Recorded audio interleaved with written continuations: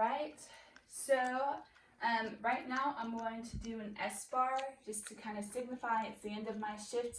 And then the nurse that's going to come in after me to take care of my patient needs to know the situation, needs to know the background of the patient, knows about my assessments and the doctor's assessment and my recommendations for treating this patient, just so we can give the best quality care to our patients as possible. All right, so I'm going to have an imaginary nurse right here, or you could be the imaginary nurse, and I'm going to go ahead and explain to you the Sbar format. All right, so our patient is Theodore Bear. He is a 75-year-old white male. He came in 3 days ago complaining of tightness and pain in his chest. They did an EKG, and they suspected that he had a heart attack, and they saw that he also, and they did a scan and saw that he had a blocked artery, suspected that he had a blocked artery, and so they went ahead and put him under, and they did a cardiac catheterization just to open the blocked artery. They gave him oxygen, the morphine, the nitroglycerin, and the aspirin. And so that happened 3 days ago, and he has been doing much better. He does have a background of diabetes. He has type 2 diabetes. He was diagnosed when he was, let me see, he was about 50 or 55. He does have a history of hypertension, and he's been taking losartan, 1 pill, 50 milligrams a day, every day for the last, he said, about 5 years. 5 years. Yes, 5 years. And so he also is a smoker. He's said he started smoking when he was about 30 years old, and he recently, in the last 30 years, has kind of started going a pack a day. And so he was recently also diagnosed with chronic obstructive pulmonary disorder. And so the big thing for him is that I've been assessing his lungs, his circulation, and I've been assessing his heart, and also his neurostatus, just to make sure if he had some sort of clot. I want to make sure that we can prevent a stroke from happening. So he's been on blood thinners since he got here too, just to make sure that he does not suffer from a DVT. So we're trying to prevent that. So as I said, I assessed his lungs.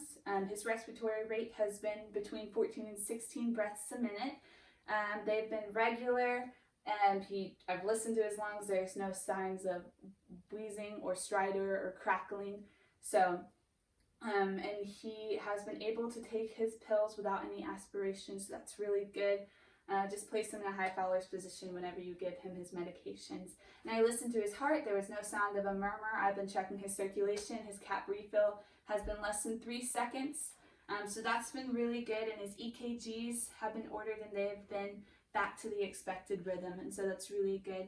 His blood pressure has been slightly elevated. His vital signs are stable, but we are trying to bring those down. So I recommend that you keep an eye on blood pressure.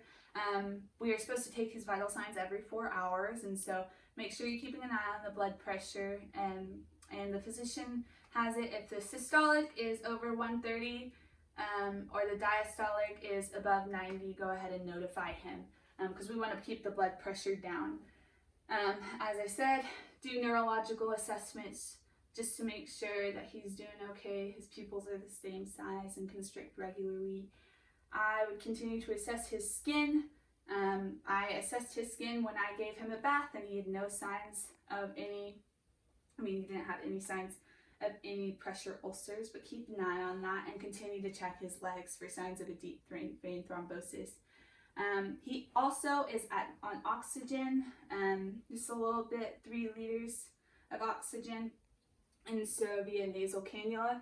And so keep an eye out for pressure ulcers on the face, and make sure that he is breathing, all right? And he also has 1,000 milliliters of normal saline flowing in from an IV an hour, and so just keep an eye on the IV site. Make sure that there's no signs of infection and that the site looks clean and looks really good. So yeah, do you have any other additions? Yeah, his family is here, obviously.